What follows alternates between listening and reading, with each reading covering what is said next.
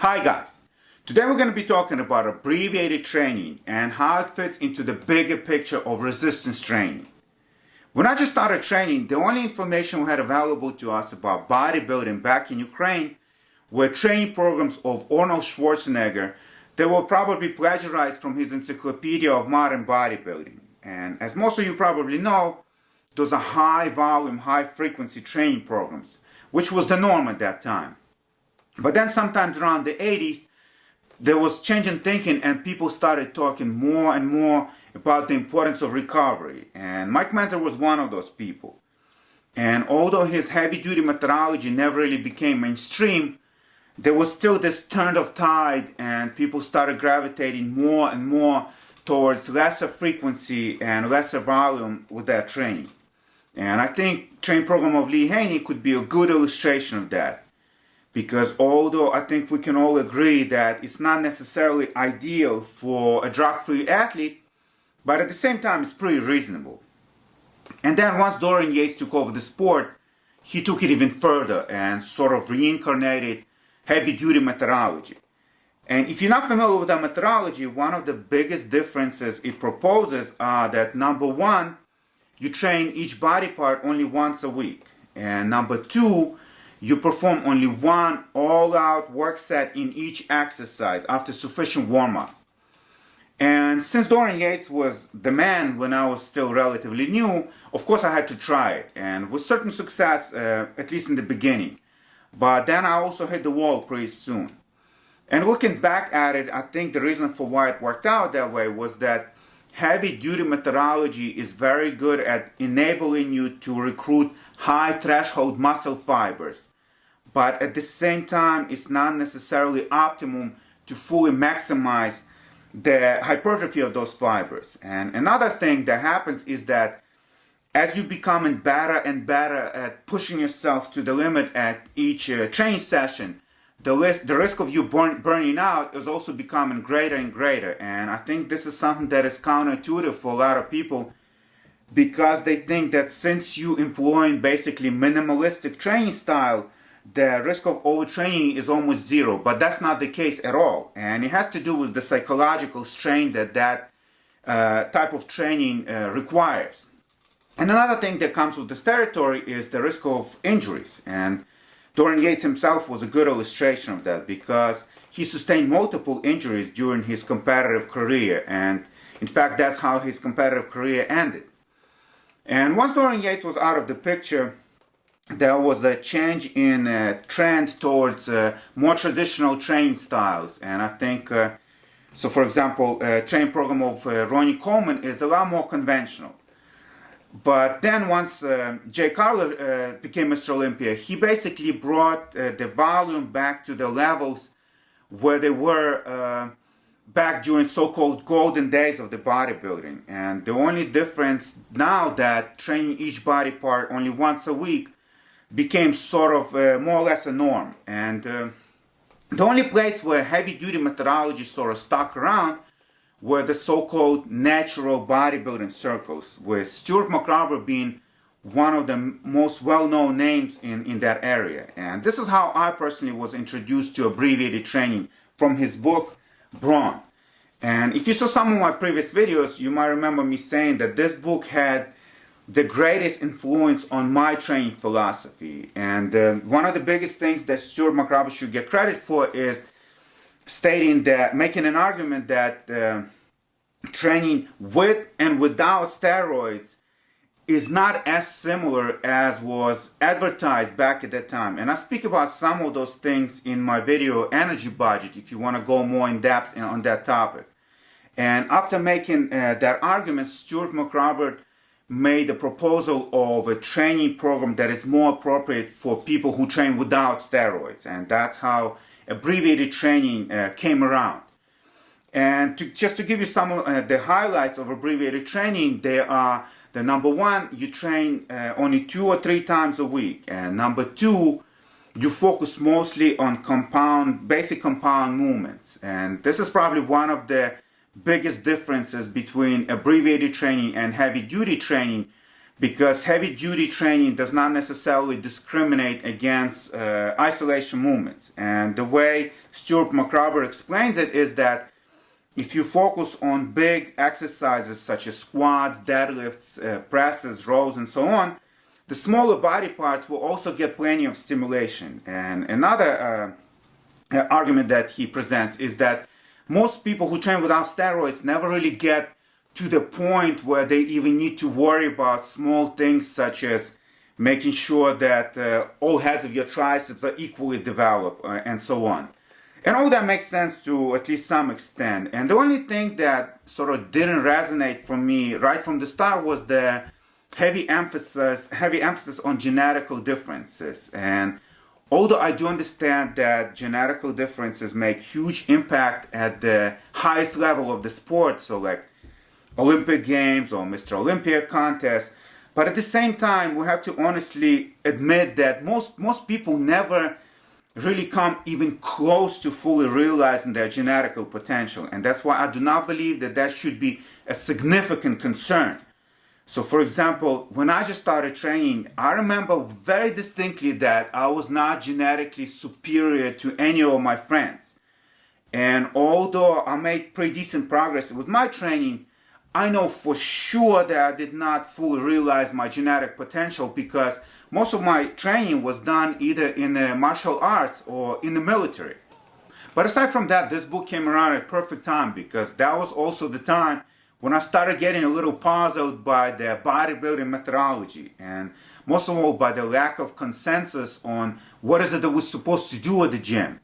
And more you started hearing about individual differences, and so professional bodybuilders would talk about how they go by how they feel during their training sessions and so on. And I speak about some of that in my individualization video, by the way, if you want to check it out. And right from the start, I knew that we were getting off track. And I believe that that was the beginning of complete deterioration of bodybuilding methodology. And I think that we see the consequences of that nowadays. Because pretty much every time I walk into the gym, I see somebody doing something stupid. And it's not to say that back in the days we were all experts on resistance training, but at the same time there was not this high emphasis placed on being open-minded during your training sessions. So for example, you didn't see people constantly trying to invent new exercises at the gym. But after reading all these books, it sort of put things in perspective for me, and now I knew that all these professional bodybuilders are big not because they know what they're doing at the gym, but because they take steroids. But nowadays we have more current trend going on in the field of resistance training, and it has to do with social media. So there seems to be a community that has formed on YouTube that emphasizes evidence-based approach. And I'm sure you've seen at least some of those channels because they are very popular. And I think this is something that is also trendy in all areas of our lives because you see scientific studies referenced all over the place. And I think the assumption is that most people will actually not bother checking out any of those studies because I think if they did, at least in the field of resistance training, they would probably find out that there is usually this huge gap between the results of some particular study and the practical applications that are being sort of extracted out of it. And sometimes it makes you even wonder, why was that even a study? Because do we really need to study that the grass is green and the sky is blue? And I can talk about this because I had to participate in scientific research back when I was in grad school. And not as a subject, but as a part of the research team. And I can tell you that these things are conducted very differently from how most people imagine, and it's not as highly controlled and supervised as you would assume. And although I do believe that scientific research will eventually lead the field of resistance training, but unfortunately at this time we are far from it, and at this time it probably does more harm than it does any good because it sort of undermines all the knowledge that has been collected in the previous decades and sort of labels them as anecdotal evidence.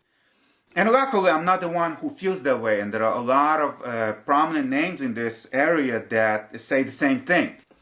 And if you don't agree with what I'm saying here, just think for a moment of any study in the field of strength training that you think significantly changed our understanding of resistance training. So something, for example, that would make Lee Haney say that, oh man, I wish I knew this back in the day. And I don't think any of that really exists. And if you ask me, what I would consider to be a scientific research is something that was conducted back in Soviet Union in the field of Olympic weightlifting, when thousands of athletes in different weight classes and of different qualifications were observed for periods of many years, and then that information was systemized and analyzed by some of the biggest names in the Olympic weightlifting. And some of that data is even referenced in some of the Western books on Olympic weightlifting. And when I got exposed to information like that, that's when I started gravitating towards books on strength training. And so, for example, if you saw my video where I talk about my favorite books in the field of resistance training, almost all of them are either from powerlifting or weightlifting. And while I'm talking about that video, I just want to make a quick comment because there is a very important book that is missing on that list. And that book is Olympic Weightlifting by Greg Everett. And not only that book should have been on my top 10, it would definitely be on my top 5. And one of my favorite things about strength training books is their objectivity. Because if your total doesn't grow, you probably just don't know what you're doing. And so nobody's talking about having average genetics or a full-time job. And when you have this objective way of seeing what actually works, what tends to happen is that things get complicated. And I think that goes against this prevalent attitude that we have in the area of bodybuilding, that things should be simple. Definitely so in the area of drug-free bodybuilding. But if you think about it, if we were to assume that all this is based on the experience of people who use steroids, and it is complicated to maximize performance while avoiding overtraining, that is probably even more complicated to maximize performance while avoiding overtraining without steroids. And so, for example, sometimes when people read my book Fit in 1 Year, they will get confused by sort of complicated running system that I have there. And so what I have to tell them is that it would actually make sense to you if you were using the program. Because at some point you will reach running speed that you cannot increase just from session to session. And then you will reach running speed that you cannot even utilize at every training session. And it's the same thing for my bench press training program that I posted a year ago. At some point you will reach the weights that you will no longer be able to make progress just by training a little harder at each subsequent training session. But unfortunately, when you present people with methodology like that sometimes, what happens is they will tell you that you overcomplicate things. So people will tell me that, well, back in the days, guys didn't waste their time on fancy schmancy nonsense and blah, blah, blah. And so they sort of have this idea that they rediscovering some long forgotten old school secret methods of strength training. But in reality, when you look at what they're actually doing, it's a very simple linear progression. But as any knowledgeable coach in the field of strength training will tell you, linear progression is only appropriate for beginners. And we speak about these things in my video, Progressive Overload. And if you remember, we said that as your training sessions become more and more challenging, it will take you longer and longer to fully recover from them. And unless you utilize more appropriate loading pattern, you might actually feel the need for very infrequent training sessions. And unfortunately, guys do fall into that trap because you will hear somebody saying, well, I have average genetics and I don't take steroids, so I can only train once a week. But when I was in the military, we were training every day. And when I was trying for Navy SEALs, we would train every day, all day. And it's not like we all had superior genetics or took steroids. And I'm not saying that that's necessarily the best way to get big and strong, but at the same time, for me, after being exposed to something like that, it's hard to take somebody seriously when they start talking about training once a week. And I think, if anything, that just underlines a lack of deep understanding of this subject. And that's probably the reason why most guys who train without steroids never get very far. And it's not just only about being aware of all these things. And that's another troubling trend that I want to mention in this video. Because there is this new idea that you can just educate people on all these principles of strength training, such as variation, progressive overload, specificity, and so on. And then they will be able to go ahead and put together some individualized training program.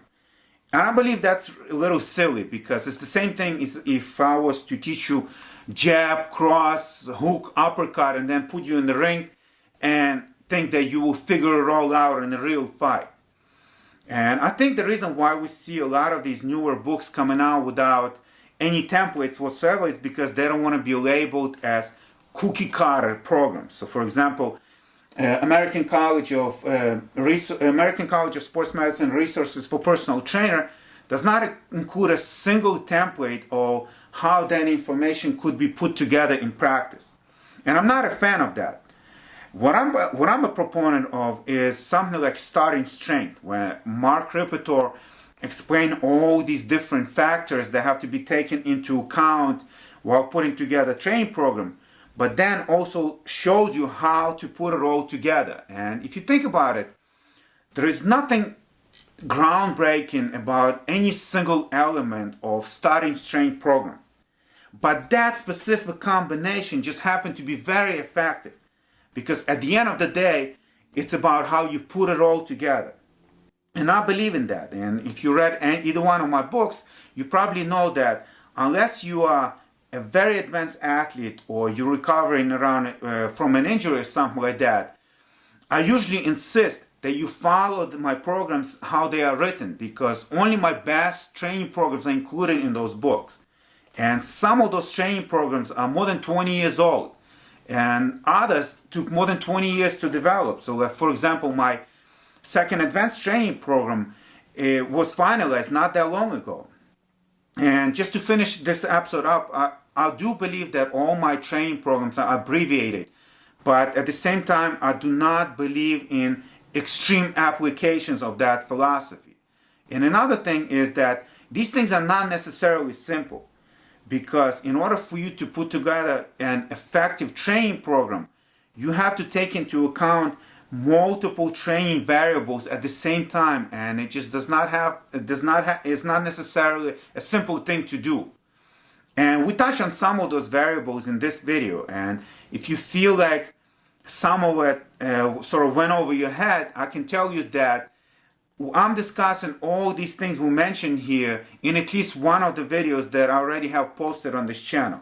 So I do encourage you to go ahead and check it out. And it's not necessarily about high production value on this channel, but if you want to learn, I can honestly tell you that the information is there.